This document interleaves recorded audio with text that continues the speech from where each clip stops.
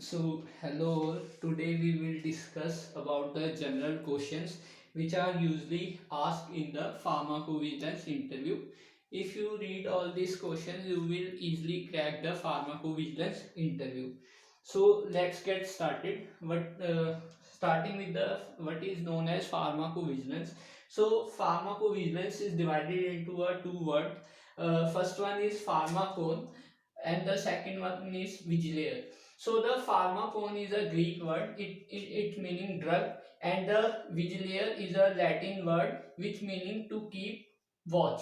So meaning of pharmacovigilance is that to keep an eye on the drug. So it is the meaning of the pharmacovigilance. So pharmacovigilance according to the WHO is that it is a science, and it is a science and the activity relating to the detection, assessment, understanding and the prevention of adverse event or any drug related problem. So this definition is given by the WHO. So the pharmacovigilance is the science or the activity which is relating to the detection, assessment, understanding or the prevention of adverse event or any drug related problem. You can also remember this by a mnemonic DAUP, DAUP. That is detection, assessment, understanding or the prevention.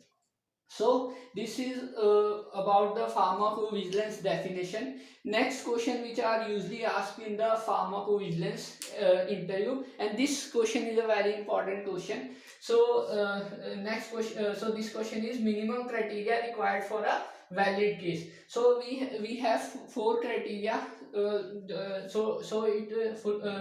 Fulfill our valid case is that first is we have identifiable reporter, second is an identifiable patient, and the third is a suspected product, or the fourth is adverse drug event. So this all four criteria are required for a valid case. This is very important question, and this is very basic question which are usually asked in the pharmacovigilance interviews. So next are the some abbreviations which are usually asked by the interviewer for the pharmacovigilance interview. So let's get started. First abbreviation is what is known as ADE. So the ADE stand for adverse drug event. Next is what is known as ADR. ADR stands for adverse drug reaction, and the next one is SAE. SAE stand for serious adverse event, and next is these are usually very usually asked question for pharmacovigilance interview, that what is the full form of CIOMS. So CIOMS stand for the Council for International Organization of Medical Science. So next is SUSAR. SUSAR stand for the suspected, unexpected, serious adverse reaction. And second, next is SSAR. SSAR stand for the suspected serious adverse reaction. So next is PSUR. So the PSUR is stand for the periodic safety update report. And next is ICH. So this is very important. This ICH full form are usually asked by the interviewer for the pharmacovigilance interview. So the ICH stand for the International Council for Harmonization of Technical Requirement for Pharmaceutical for Human Use. This is very important, ICH. Next is full form of DTAB. So the DTAB stand for the Drug Technical Advisory Board. So these are very important abbreviation which are asked by the interviewer. In this CIOMS and ICH full form is very important. These are usually asked by the pharmacovigilance interviewer. So next is the regulatory bodies. So it is very also very important for the pharmacovigilance point of view. So first one is USFDA. So USFDA stand for the United States Food and Drug Administration. Second one is the CDSCO. the interviewer can ask the full form of the CDSCO. This is very important from the pharmacovigilance point of view. CDSCO stands for the Central Drug Standard Control Organization.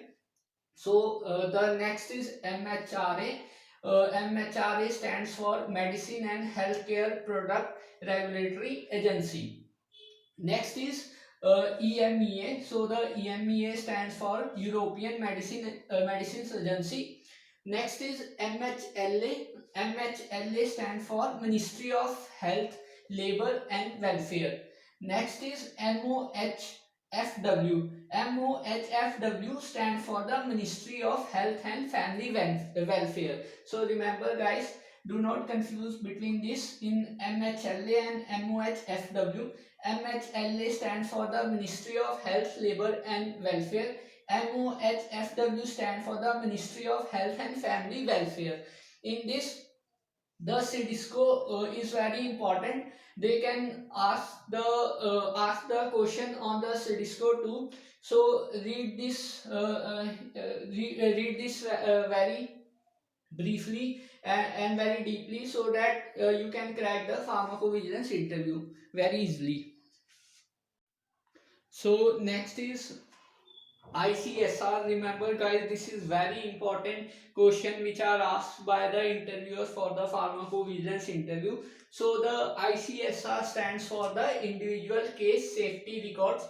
So usually the ICSR contains the patient demographic details, or it contains the suspected product details, or it also contains the adverse event detail.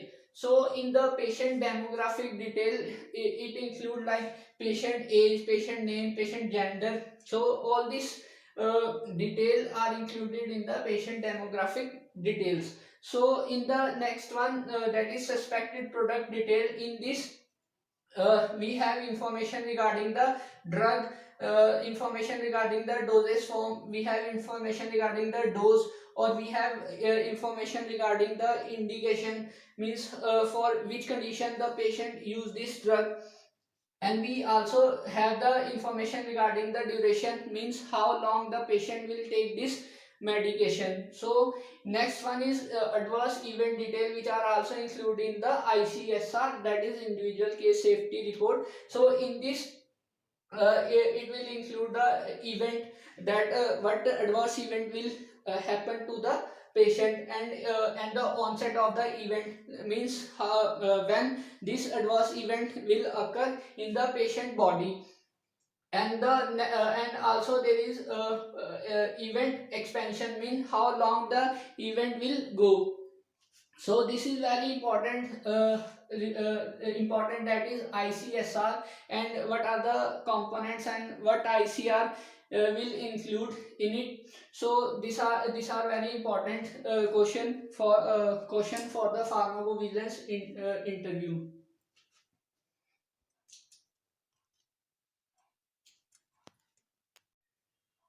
So next is what is known as adverse drug event and what is known as adverse drug reaction. So the adverse drug event is an injury, or we can say that the harmful effect resulting from the usage of the drug. So this is known as adverse drug event, and the adverse drug reaction is a response of a drug which is noxious, or the unintended, and which occurs at a usually a normal dose which are used by the humans. So it is known as a adverse drug reaction. So next is what is known as a signal. So basically signal, it is an alert from any available data source. So what is known as signal? Signal is a alert from any available data source that drug may be associated with previously unrecognized hazard, and is qualitatively and quantitatively different from existing expectations. So this is known as a signal. So basically signal is a alert from the available data source. Next is what is known as a ultra vigilance. So what happened in Eudra Vigilance is a European data processing network or a management system for reporting and evaluation of the suspected adverse reaction. So this is known as the Eudra Vigilance. So next is what is known as causality. So basically causality is a relationship between the suspected product and the adverse drug event. So remember guys, this is also a very important question which are asked by the interviewer. What is known as a causality. So basic about the causality is that causality is a relationship between the suspected product and the adverse drug event. So next is what is known as spontaneous reporting and what is known as the mandatory reporting. So in the spontaneous reporting, healthcare professionals like doctors, nurses or a pharmacist identify and report any suspected ADR to the national PV centers. Remember, in the spontaneous reporting, healthcare professional will identify and report any suspected ADR to the national PV centers. So what is known as mandatory reporting? In the mandatory reporting, manufacturers are required to submit report to they receive from the healthcare providers to the national authorities. So remember, in spontaneous reporting, healthcare professional will report, and in the mandatory reporting, the manufacturer will report to the national authority. Remember, mandatory start from M and manufacturer start from M. So in the mandatory reporting, manufacturer will do the reporting, and in the spontaneous reporting, healthcare professional will do the reporting. So next is what is the full form of GVP? It is also very important. Sometimes they will ask the full form of GVP. So GVP stands for Good Pharmacovigilance Practice. So uh, so this is all about brief about the pharmacovigilance basic questions. There is one more question. Whenever guys you are hired by the company, hired by the pharmacovigilance company, your designation is drug safety associate. So what is the function or the what is the role of the drug safety associate is that drug safety associate is responsible for the assessing the safety of the pharmaceutical drugs when they are marketed. So these are the function of the drug safety associate. So good luck guys. May I hope you get hired by the pharmacovigilance companies. So best of luck and good luck.